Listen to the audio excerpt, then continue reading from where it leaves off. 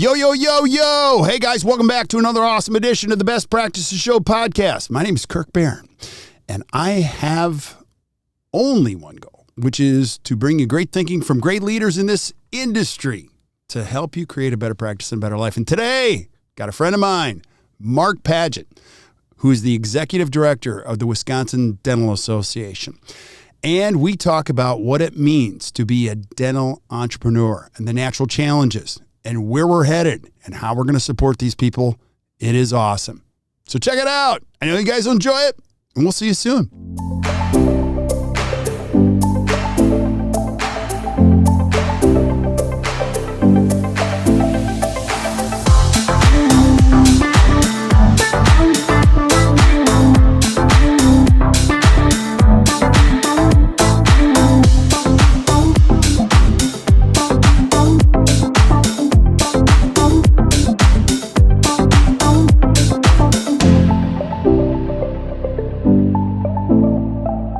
Hey guys, welcome back to another amazing edition of the Best Practices Show podcast. My name is Kirk Behrendt. I got two special guests today.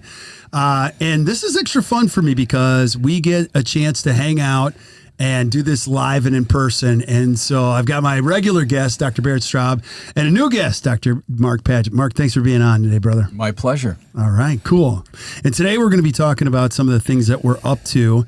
And we've got the DEP program and some really exciting things. And if you're a young dentist, I want you to think about this. There's a lot of challenges out there, and this is truly one of the most amazing professions ever. And today we're going to shed some light on what's going on in dentistry, what we're up to, our passions behind it. So you're going to want to tune in and listen because we're going to get into the real stuff here. And so just thanks for listening. So Mark, I want people to know who you are. So who is Dr. Mark Paget? Well, let me introduce Mark real quick. Okay, deal. So Mark Paget is the executive director of the Wisconsin Dental Association. I've known Mark a long time. I in my former life was on the Wisconsin Dental Association Board of Trustees. I love organized dentistry. I've done a lot with organized dentistry. I will continue to do things with organized dentistry. And so I've known Mark a long time. Mark is a servant to dentistry. He does a fantastic job leading the Dental Association. We're partnering up here, ACT Dental and the WDA, along with Marquette Dental School. So we've been interacting and talking lots with Mark. So we thought it'd be fun, bring you into the room and just sit and talk. And so, yeah, we, as always, we have our cards here, right? Yeah. And we have our cue cards. We're going to draw from them, and we're going to talk about lots of good things. We're going to talk about where the WDA is going, where dentistry is going, where private practice is going, what are the hurdles for young dentists, and how the three of us, were talking before this, that we just want to help. Yeah. And that's what we're here to do. So, Mark, your story, your why. Who's Mark Paget? Well, I'm with the WDA 16 years now. Wow. I started in May of 2006. Yeah. And Kirk, I appreciate the promotion, but I'm not a doctor. I'm not a dentist. Oh, I thought you... Although I will rarely correct anyone for saying that, because if I'm out in public and I'm with a group of dentists and they call us all doctors, I'm not going to correct them. All right, cool. I consider that a huge compliment. That's but awesome. I was never smart enough to even come close to getting into dental school. But I've been the executive director at WDA, and I just adore the association. We've been around for over 150 years. And the story of the association is long and storied. We celebrated our 150th anniversary a couple years ago and had a big celebration. Before this, I was the executive director of the Wisconsin Funeral Directors Association. So, ironically, I see a lot of similarities in the two professions. They're, family-owned, private practices, private funeral homes. So, entrepreneurs, they run their own business, and their name is on the front door. And I noticed when I started with the WDA, I saw a lot of similarities, and that made me very, very proud that I was joining an association that stands for something, and that's what the WDA does. That's awesome. That's awesome. And when you're looking at like the future, the current state, give us the current state of dentistry from your perspective, not only from the WDA, but because a lot of listeners, we got a lot of young dental students listening, a lot of young professionals. From your perspective, give us the current state of organized dentistry. Well, I can tell you, coming out of COVID made me very proud to see what the profession did during COVID. Yeah. How they were creative and how they found ways to treat patients under adverse conditions. And I think dentistry is stronger than ever. There's a lot of demand that was pent up during COVID. For whatever reason, people didn't come into the dental office. Now they want to get in. So we're hearing stories that, they're booking out months and months and months. The biggest challenge right now is employees, the Right. dental team. We hear from members that they have a hard time finding hygienists and assistants. And it's not just Wisconsin, it's nationwide. So if I could say right now, today, what's our biggest challenge? It's workforce. Yeah. And it's just in Wisconsin, we have 8 dental hygiene programs. They're all full. They're at capacity. There's waiting lists. And they're all spoken for before they graduate. Mm-hmm. So we formed a work group, a workforce work group with Dr. Cliff Hartman, our president.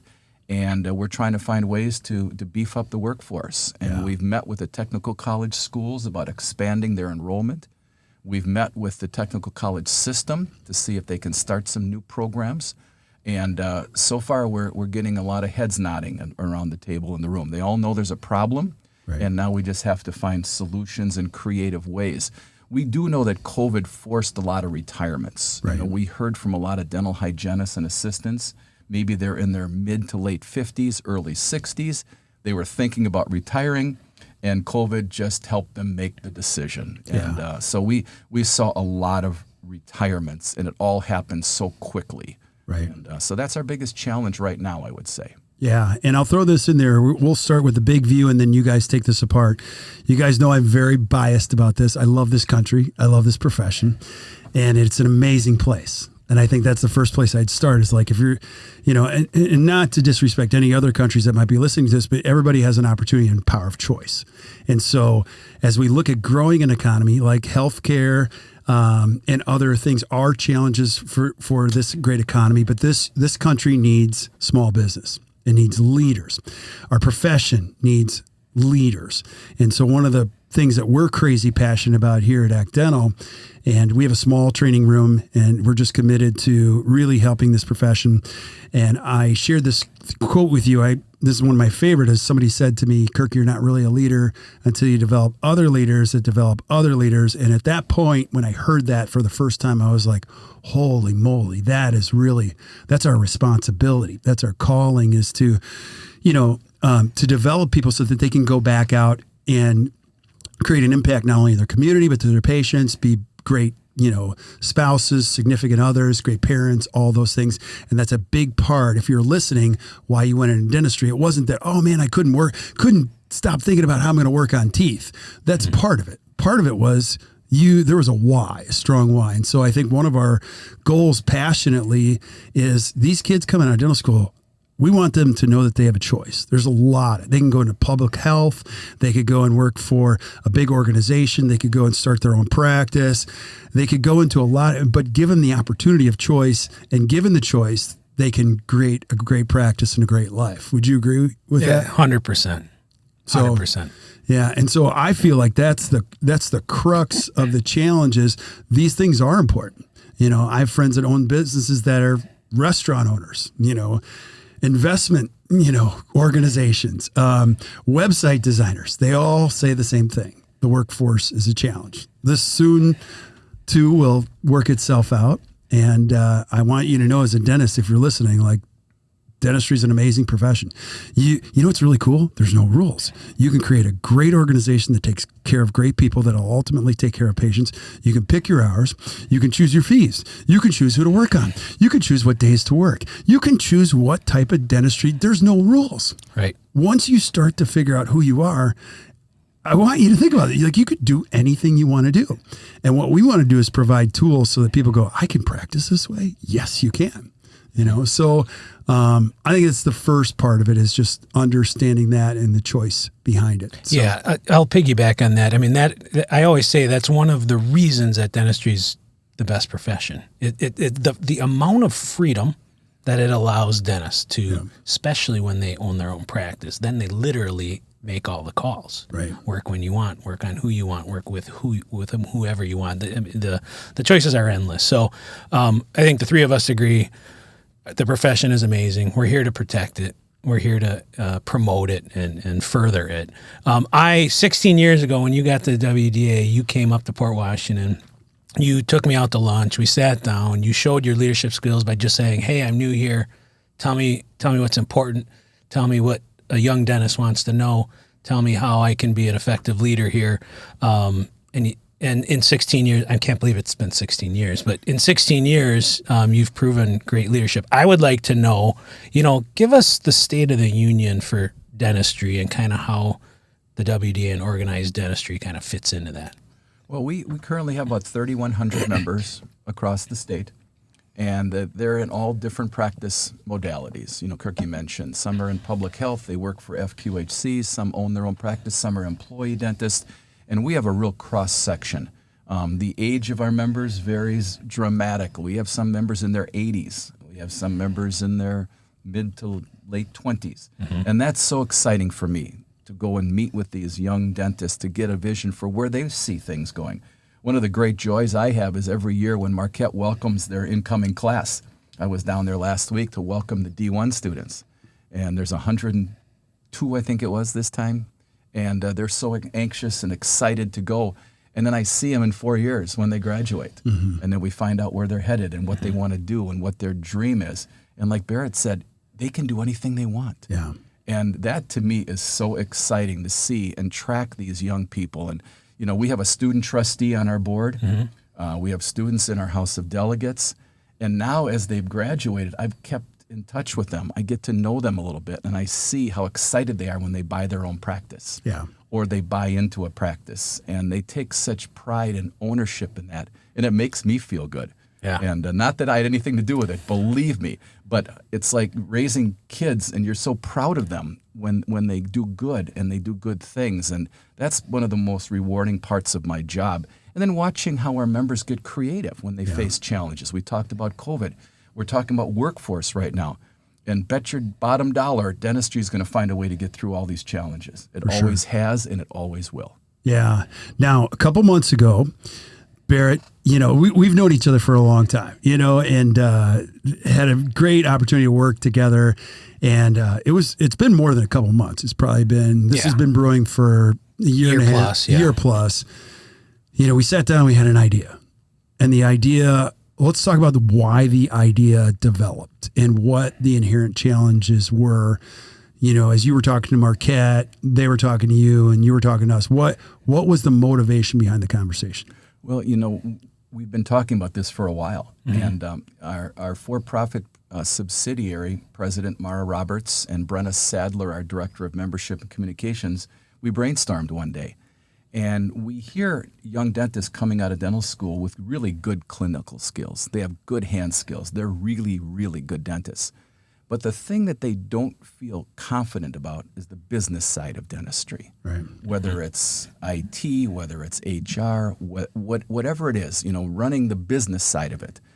And Marquette does a great job educating dentists, but they're limited in how much time they can spend on the business side of it, because their goal is to train the clinicians so they can pass their boards, get licensed, and go out and get a job. So Marquette will be the first to admit that there's not enough hours in the day to teach the business side of it. They get a little bit of it. Right. So we reached out to Marquette, and obviously you folks and us, and we said we can partner together and make this an extension of the dental education, but get them where they want to go career-wise. So this dental entrepreneur program is a collaboration between ACT Dental, WDA, and the Marquette University School of Dentistry. And we're all going to be equal partners in this thing, and we're going to make it work. And we know there's a need. Right. This is filling a void. And, I talk to my colleagues in other states around the country all the time, and I think this is going to be a first.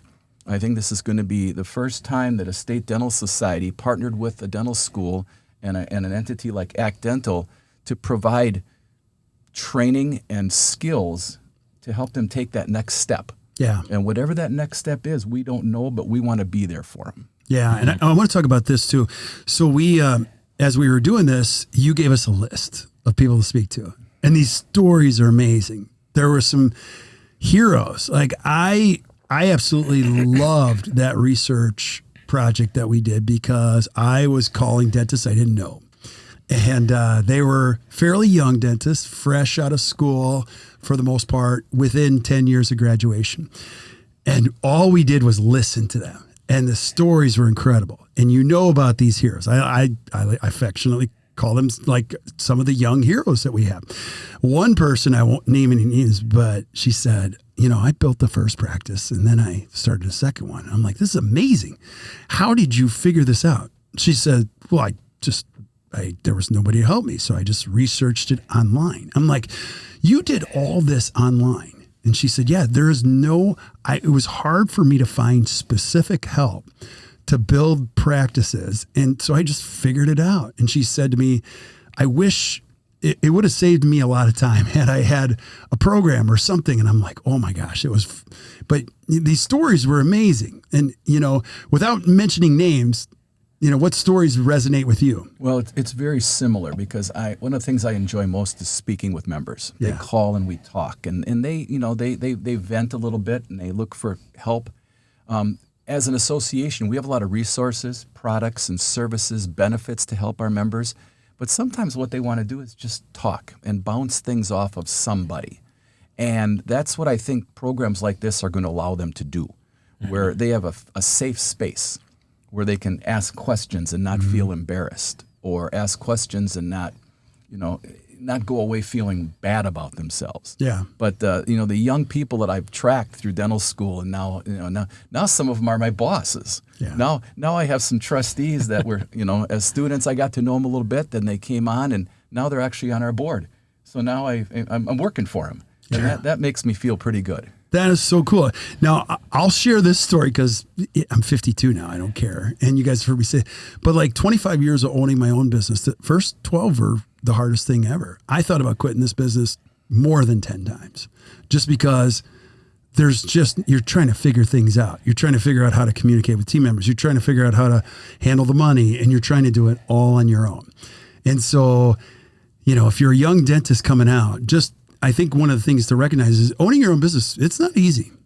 I don't think I didn't take any parenting classes. They're like, it's going to be real easy being a dad. You're going to figure it out. No, it's being a parent, being married is one of the hardest things you'll ever do, but it's the most rewarding. I would also say that about owning your own business. Now, again, I'm coming from the side where I'm very passionate about this.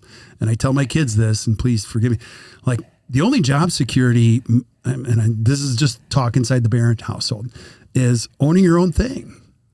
Like there is no such thing as job security anymore. I think you creating value in the world, being able to call your own shots, dentistry is the perfect vehicle to be able to do that.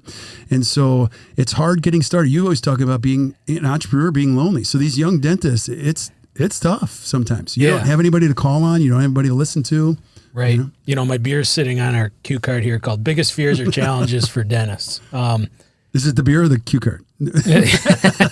No, but those are real. Those are real. And, a couple themes are resonating with me. So I've been there, and owning my own practice was challenging, still is challenging. And it's the best thing in the world. Yeah. And I would never change it. And if I can do it, anyone can do it. It's not that hard. But it takes some intentionality, it takes some effort, and it takes some mentorship. So I had a lot of great members. My predecessor was a fantastic mentor, still is. Mark Paget, the WDA. I have so many mentors in the WDA that I could bounce things off. And when COVID, so leadership, we talk about leadership is lonely. It's really lonely when you're young, owning your own practice. But it doesn't have to be. And that's where this dental entrepreneurial program is going to be an amazing mentorship program. Groups like the WDA, ACT Dental, we are mentors. Think about COVID. There's not a more lonely time as a private practice dentist. And you're like, okay, we got to close down. We don't know when we're going to be able to open. We're researching airborne, COVID is airborne and what we got to do in our practice to guard against this and that and the other. And it was really lonely. And I'll credit organized dentistry. I mean, if you're any dentist and you're not a member of the ADA, WDA, you have to be. Right. Because I guarantee you needed them during COVID. We all did. And you don't need them until you really need them. Mm-hmm. And they need our help. We've got to be a unified profession. And so there was this lonely time. We got together, Kirk, your great idea. Let's do the COVID relief conference. We brought thousands of dentists on Zoom every day. the WDA, ADA, we all look to them every single day for information, advice. The profession as a whole came together. But let's give credit where credit's due. So organized dentistry is amazing. They can help close that gap of loneliness. Our DEP is going to do that. But as a young dentist, it is challenging, but you can do it. Right. And this DEP program, we're going to show you how to do it. Mm-hmm. We're going to show you how to how to succeed in private practice, how to own your own practice if you want to, how to just succeed as a business owner, how to strategically think through some of the decisions. And that, there's a lot of fears or challenges as a young dentist to owning their own practice. But the biggest is just the unknown. Right. How do I do that? Can I do that? And our answer is yes, yes, yes. If you went to dental school and you worked hard, you will have the hand skills. You will gain your speed. That's always something I hear. I got to get faster. You will do that. Don't worry about that. You're going to do that. It's fine. The dentistry I always say, the dentistry became the easy part. Yeah. And it was all the other things that I had to learn, how to communicate, how to lead. And we're gonna close the gap on that because we're going to share all our expertise over how many years. And so long story short, if you're a young dentist and you're sitting there, you have friends, you have mentors. Let us help you with that, and we're going to give you the playbook. Totally. And I think anyone would agree if you're listening, your life works best when your business worries are at your least. When you say, gosh, this is a good week, like everything happened the way it should. The lab cases came back like on time. People showed up in the schedule. My team members showed up. Like everybody's pretty happy for the most part. You drive home with files closed in your brain and go, this is the greatest profession ever. It's not the same conversation when you go, gosh, lab cases didn't show up. Schedule fell apart. I had somebody quit today. Things happen. But what's really cool about this is that if you learn how to run it, you can influence it in a very positive way and have predictable outcomes. That's another thing to consider. As a dentist, you really like predictability. You like it when your days go the way you like it when they start on time, they end on time. And so we have the skills, tools, and I don't want to say we know everything, but what's really cool about the research lab that we're creating is that we get to work with some of the very finest private practices in the country. And they've learned a few things, and we get to pass along those things, like verbal skills, like how to train team members, how to run a meeting, how to look at a financial statement, how to, if you're on PPOs, how to eventually move away from PPOs. That stuff is way too hard to figure out on your own. And one more thing I'll just throw in the room. This is the only downside of being a dentist, is you're not really a full entrepreneur. You're a partial entrepreneur. What I mean by that is you can't just shut down the practice for a week and work on it. A lot of entrepreneurs who are your friends are like, I own a couple of restaurants. Next week, I'm just taking my week to organize it. No, you pretty much have to be working in order to do that. And what I mean by that and saying that is it's too hard to try to figure this out at night or in the morning before you go to work. And so there's skills, there's tools, there's mentors out there that just putting a little tiny dose of it in your practice on a weekly basis just makes it a little bit better. We always say this, you don't need perfect, but progress is pretty nice. Yep. You know what I mean? If your practice gets better a little bit every week, you're like, hey, this is kind of cool. Like everybody's a little happier today. Wow, schedule this week was way better than last week. So just think about that and making incremental progress. So being a dentist is one of the greatest things ever, but how it runs is important. Well, during the darkest days of COVID, when members would call and they were really down, they were scared, they didn't know what to do. And the ADA was putting out a lot of information. The WDA was doing daily email alerts to our members. Our communications team did a great job. And as you talk to members now, those were the lifelines that they needed during that moment where the profession came together to support and help each other because the information was changing so fast. And there was also so much bad information out there that the dentists were hearing things, on the internet or through social media. And there were so many rumors going around. They knew they had a trusted source in the ADA and the WDA, and we were very proud to be that trusted source. Did we always get it right? Probably not, but I think for the most part, the dentist knew they had someone to call, that phone a friend, that lifeline that they needed. So that made me really, really happy to see how we came through this, and I think the profession's stronger after than before because they knew they had such resiliency that they didn't probably know they even had. Yeah, absolutely. Yeah, Absolutely. that's one of the coolest things about this profession. Let's do this one. You're grabbing my card. So this is a special place for. So this is our third year doing an intern program. I'm so mad that I didn't do this years ago. But we bring in these interns. They're great kids. They're hungry to learn. They want to work and they want to learn. And so we've had a couple that are just unbelievable kids. I'm just so excited. One of them, Dr. Bridget Mackey, approached us at a recent course, and she's like, "Oh my gosh, are you looking for interns? I have the greatest kid. She's a patient in my practice." And I won't say her name, so I don't want to have any HIPAA violation, but I'm sure she wouldn't mind. And so we brought her in, and she's just been amazing. And she said, "I am thinking about dentistry." And so every time she says that, my eyes light up. I'm like, I'm so excited. I love talking about kids about the profession of dentistry. And she is a freshman, getting ready to do her sophomore year.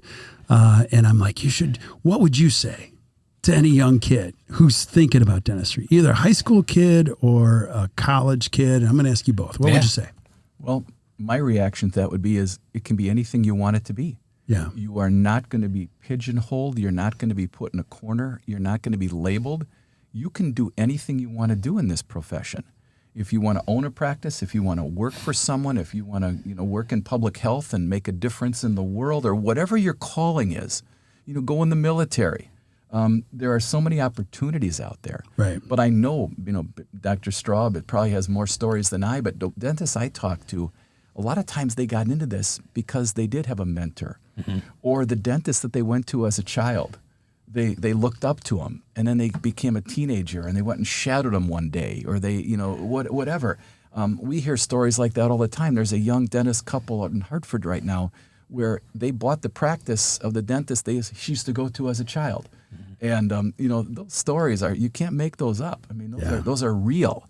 And she is so proud now to own that practice with her husband because she used to sit in the chair as a child going to that practice as a patient. Yeah. So my response would be, you can be anything you want to be in this profession. Nobody's going to pigeonhole you. Yeah.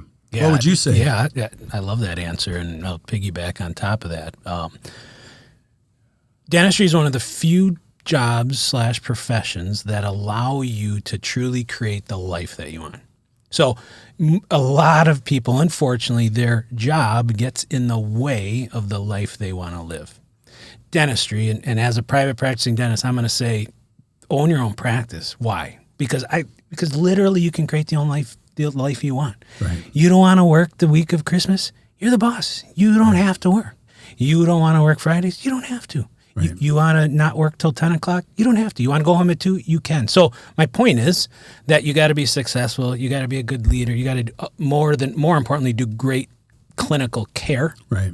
And at the same time, if you do all those, you get to live the life you want, that's the whole point, right? So why not go in and do something that allows you to be the person you want, to be the dad you want, the husband you want to be, the parent. It's a fantastic profession. So anyone considering, I'm going to say, go do it. Mm-hmm. Go into private practice, buy your own practice, and live the life you want. Yeah. No one's going to tell you how to do it. Only you. Yeah, absolutely. And, one other thing you always get the truth from us when we're talking about, and I do need to just call this out. Like, one of the challenges is it's never given to you.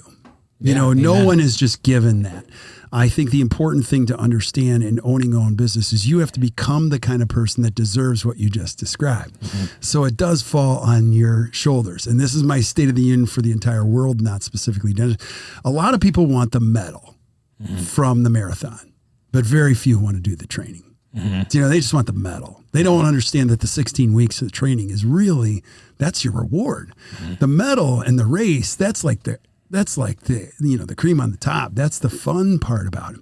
And so what we're proposing here is like developing leaders, understanding how to read a cash flow statement, a balance statement, understanding, profit and loss statement. And whether you stay in private practice or decide to go in a different direction, you become more valuable to the great profession. You become an incredible asset. Mm-hmm. When you're looking at any type of future venture in dentistry, it's just wonderful when you can understand it. And I'll throw in one more thing. There are very few failures in dentistry. People are like, private care dentists, you don't hear about them. You can screw up a lot and still do really well. The only people that really fail in private care dentistry, they do something silly. It's just like, I wouldn't have done that. That's ridiculous. So there's a world of opportunity. And I'm telling you, what you guys are saying is absolutely true, because we see it all the time, and so it's really, really important to understand that you can choose your future in dentistry. Hey, I want to ask you a question, Kirk. You talk a lot about leadership, training other leaders, leading up other people to become leaders around you. Talk about that, and then I also want to piggyback on top of that as why an associate dentist can get some benefit out of that same theory. Yeah. So just talk about that. Oh, you got a good half hour? Okay. You got 3 minutes. Oh, gosh, I can't say it in 3 minutes. That statement, it means so much to me. Number one, personally, means a lot to me, because as a dad, as a husband, as a leader in my own business, you put the onus on yourself. I got to learn better communication skills. I got to learn more how to do this. I got to learn how, and I'm limited to a certain point. I always want to grow and develop myself. But when I heard that, it was like the air was lifted. Now I don't have to spend so much time developing how I communicate. I'm going to do that, but now I just got to grow people. You're a perfect example. Like, I think God built you to be a CEO. You're an amazing dentist. We've got other people now that are much better. God built them. They have a unique ability for doing that. So now I spend my time growing people, which is a good investment. Number one, it speaks to my heart. Right. I always want to leave something behind. It's the Bill Robbins thing. Bill Robbins said to me in a bar one time at a meeting, Kirk, you know what our responsibility is? I'm like, what, Bill? He's like, to leave the campfire in better condition than we found it. And I love that. Yeah. And I tell my son that all the time. He's like, Dad, we don't camp. I'm like, that's not the point. Okay. But I think growing other leaders. And so if you're an associate listening, speaking to that is like, when you grow your skills, you know how a schedule works. You know how to develop a team.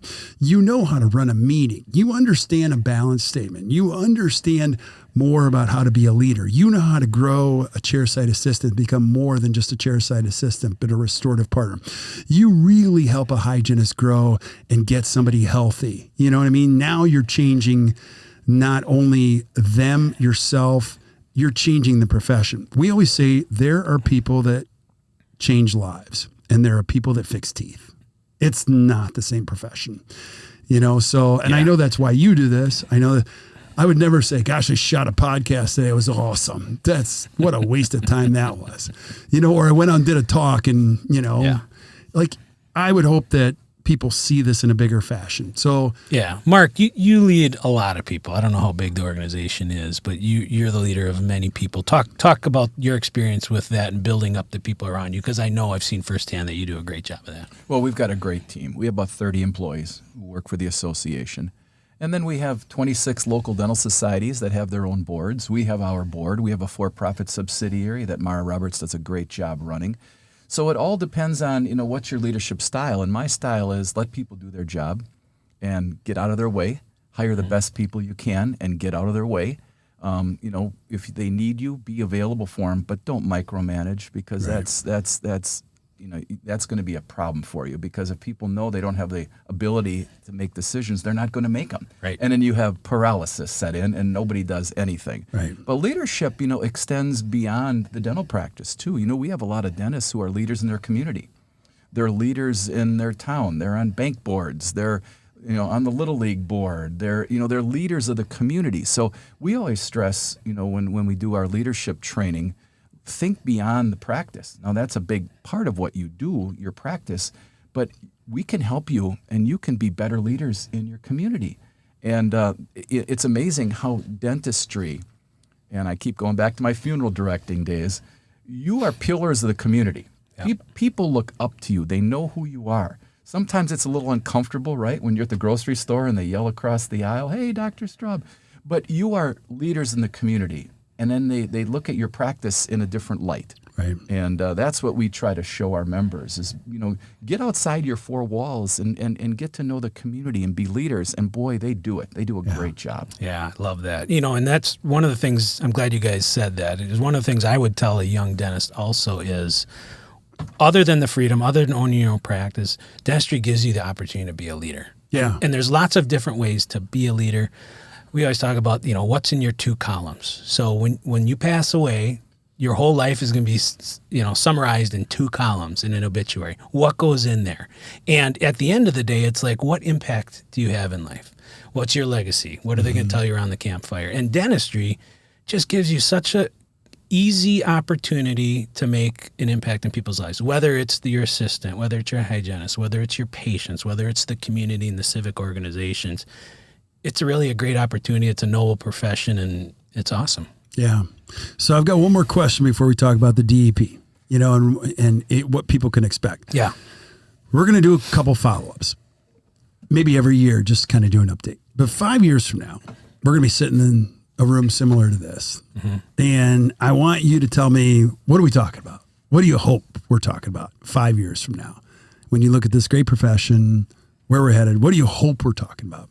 Well, I never would have imagined I'd be sitting here 16 years after taking the job. And the day goes so fast and the profession evolves so quickly. I'm older than both of you, so I might be retired in 5 years. But we're still bringing you back in. But if I'm not, I'm so proud of this organization and what we do for people. We have a foundation that is already planning our mission of mercy for next year in Green Bay, June of 23. We have a donated dental services program. We give scholarships to dental students. That's all funneled through our foundation.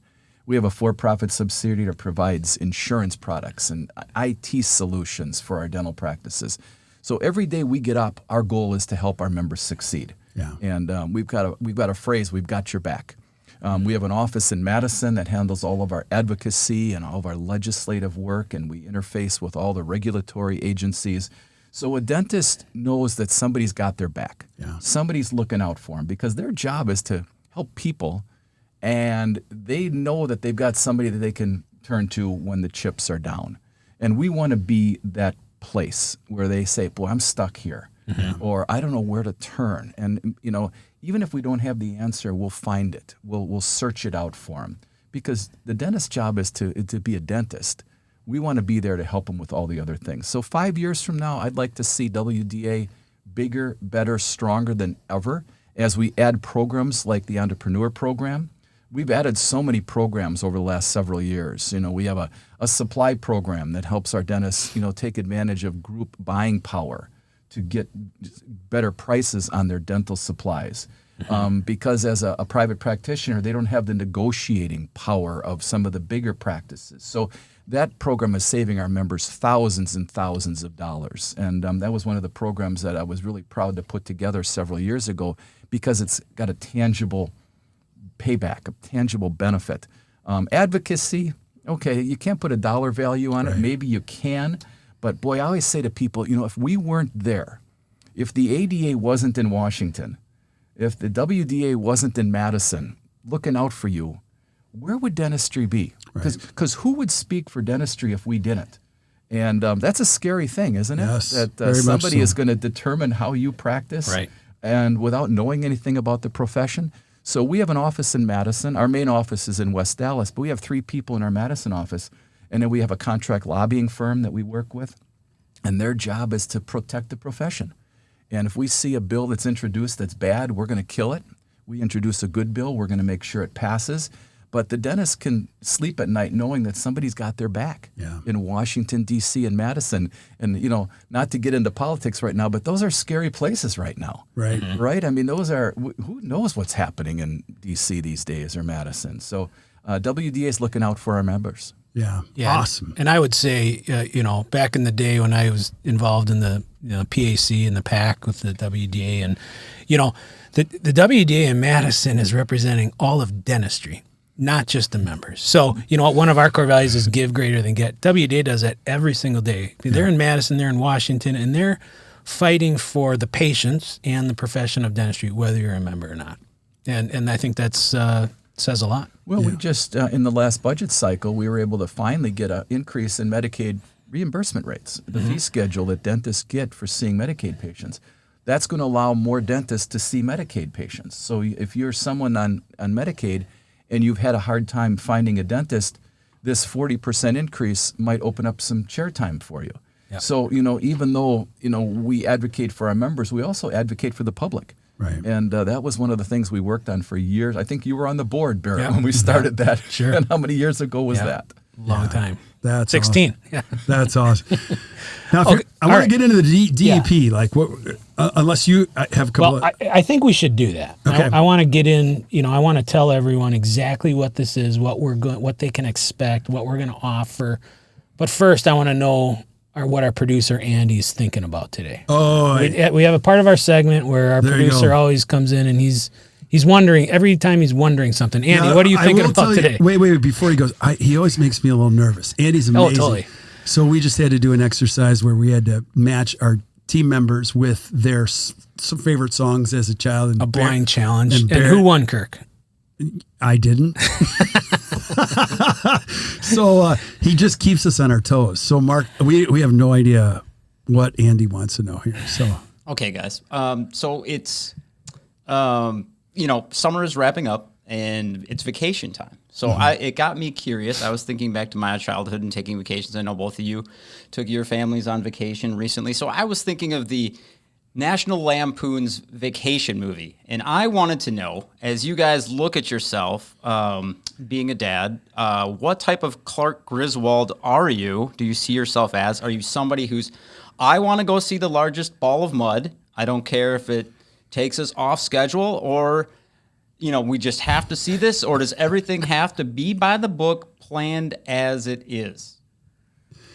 boy, Ooh, Mark, that's a good one. You want to go first? Well, I'll tell you, I don't know about your wives, but my wife was a saint. She drove a minivan for years and years and years, hauling kids to soccer games and baseball practice and dance recitals. And one of my wife's greatest joys when she came to me one day when the kids are growing up, she said, "Can I get a real car now?" No. So we took a lot of trips in that minivan, and we drove all over the country, and we were the Griswolds. We were definitely the Griswolds. But that minivan, it took a beating. But my wife now has a real car, and we're still taking vacations, but we're not in a minivan anymore. Oh yeah. Nice. What kind of Clark Griswold are you?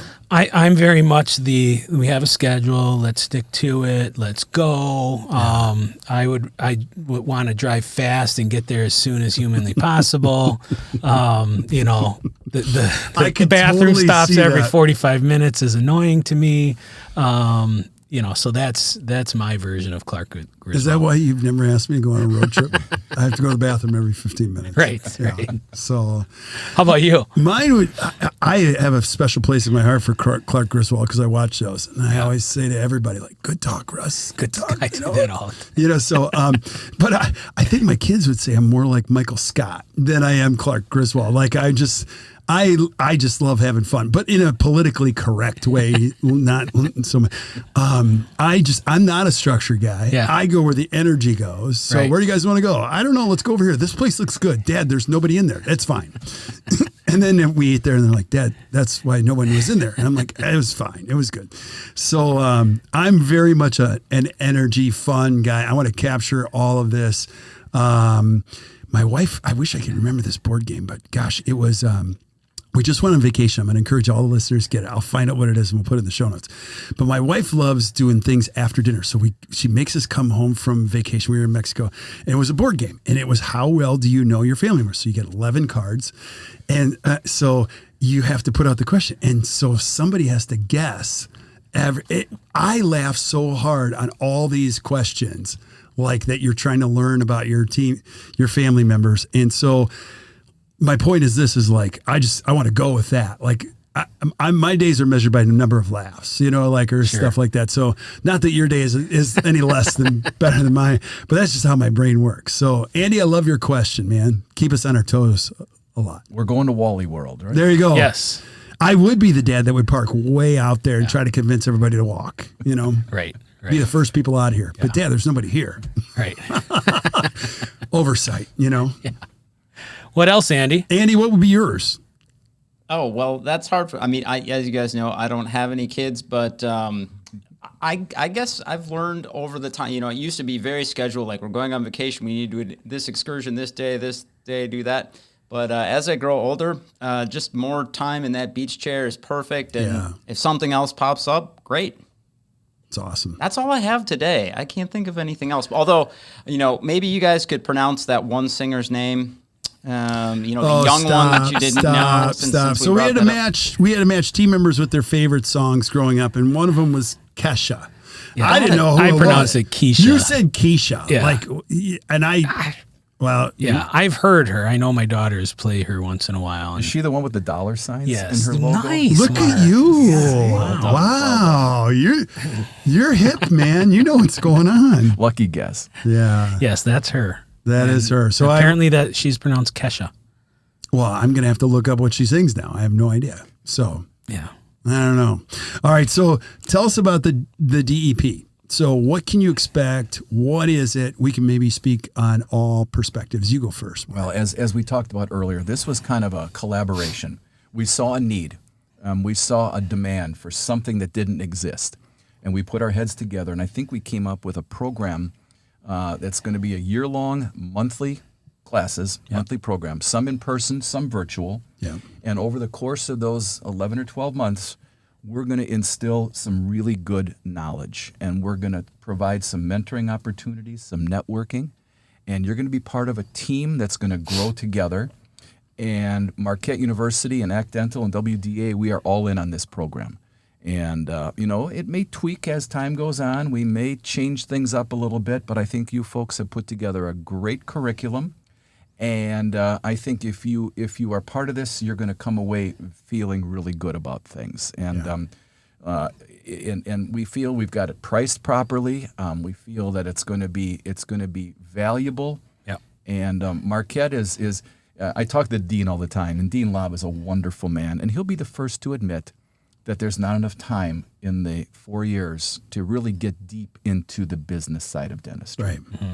And he's not offended by this program. He was at our first couple of meetings. Do you remember sitting around the table with him? Sure. So initially I was worried, well, is this going to offend the dental school, the faculty, the dean? And he said, no, absolutely not. This is going to be an extension of what they're doing in the clinics. Absolutely. Yeah. And from your perspective, DP. Yeah. So, and I, as a dental student, as a senior dental student, I've said this before, to the credit of Marquette or any dental school, they do business classes, but you're more worried about getting enough root canals and crowns and fillings and dentures to graduate. So there's a less energy that even the students give to that class. Right. So, but now you get out, and now we're going to provide. I would think of it as dental entrepreneurial training boot camp 101. So I got the schedule in front of me here, but it's really, we talk a lot about young dentists. This is perfect for young dentists. Yep. It's also perfect for dentists that's been out 10, 15, 20, 25 years. Why?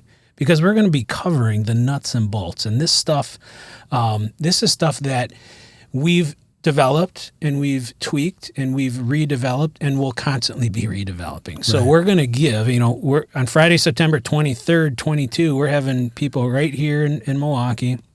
And we're going to give the foundational concepts of being a great leader and creating that practice you always envisioned. So that's going to include leadership, communication, strategic planning. We have a very unique methodology about how to strategic plan for your dental office, and we're going to revolving around core values, around clarity, around our scoreboard, and we're going to show you all that. Yeah. So we're going to have 3 live all-day sessions here in Milwaukee through this course of the year. And then in between those live sessions are going to be virtual shorter sessions, weekday nights, et cetera. We're going to have office hours, Kirk, where you and I, on September, we're going to unload so much information. Yep. And then in October and say, let's revisit some of those, ask us your questions. So this will be not a lecture where you go and take notes. Yes, it is going to be a lecture, you're going to take notes, but we're going to be working and helping the students and our members through this throughout the year, where they're going to go and try and implement some of this. They're going to run into hurdles. We've heard it before. We have answers. Come to us. And then we're going to go through human resources. We're going to talk about marketing. We're bringing in HR expert. We're bringing in a marketing expert.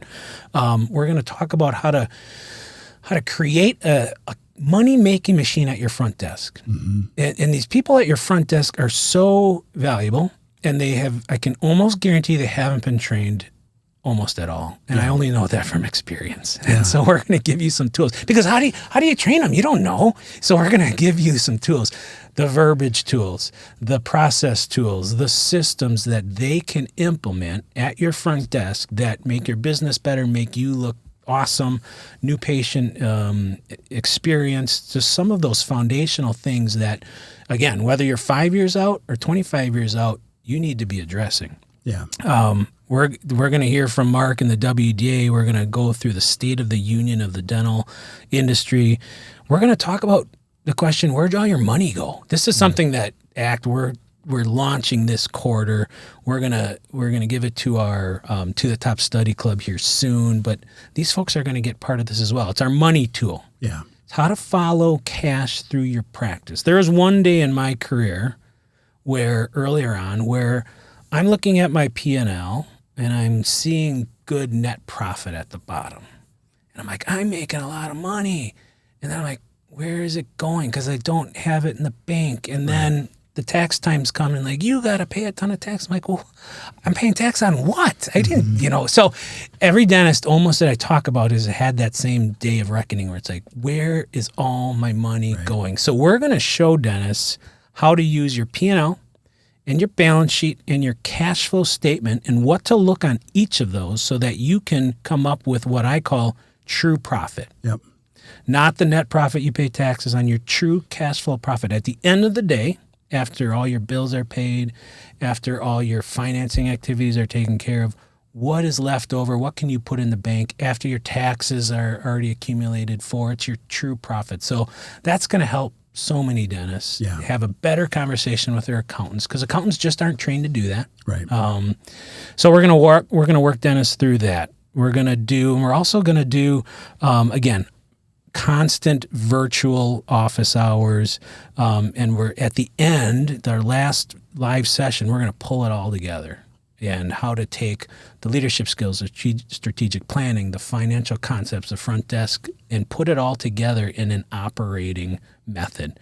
And then guess what? What? We're going to do it again next year. Love it. And these members are going to stay members because we're not going to present the same. It's not like a curriculum. It's a constant evolution. Right. We're constantly, this stuff, you don't just do it and you're done. You have to keep working at it and working at it and working at it and improving and improving and improving. And the beauty is we're always changing our philosophies, tweaking, improving, and we're going to constantly be upgrading all this tuition. Yeah. Or curriculum, sorry. Absolutely. And so it is a step-by-step approach in how to create an amazing business in dentistry. Everything we've ever learned in a set of tools that you'll be able to use over and over and over again. And you're going to be in a group where you'll be able to see how other people are using the tools. And through the use of the tools and the information, you'll go back and be a better leader. And so back to your associate question, you might be thinking, well, I'm listening to this, I'm an associate. Yeah. What an awesome opportunity to raise your market value as a young professional. It's like, I know how to run a practice. Whether you stay in organized dentistry, you go somewhere else, you'll be ready to go if you come through the curriculum and see how all of that works. You'll also see, as a lot of you who are listening can understand, this is one of my biggest beefs in dentistry. And I mentioned this to you, a lot of courses, I'm a CE junkie. I've been to many courses that were 3 days long over a weekend. And you're like, wow, this whole course could have been done in one day. Right. A lot of fluff, a lot of like dead space. You will not experience that here. You'll experience the reverse. Right. You're like, wow, that was a lot of information. We could have spread this out in 3 days. Yeah. And so our job is to make use of your time, to give you the tools to go back. And I guarantee you'll go, that was well worth it. You'll be a better leader. You'll know how to create other leaders that create other leaders. And what an amazing business you'll create, but an awesome legacy. Absolutely. So cool. Well, Mark, thanks for being here. Well, thank you guys. And all of us at the Wisconsin Dental Association are really excited to go on this journey with you guys. And with a partner like Marquette and ACT Dental, I only see great things for this. And we're just so happy to be a part of it. Yeah. Awesome. Well, now you're going to hang out with us once a month while we just talk about we're roping you in. So, Well, stick around when we say goodbye to everybody else. But thank you guys for listening to the Best Practices Show. Hey, if you enjoyed today, just do us a favor, hit the share button, share it with your friends.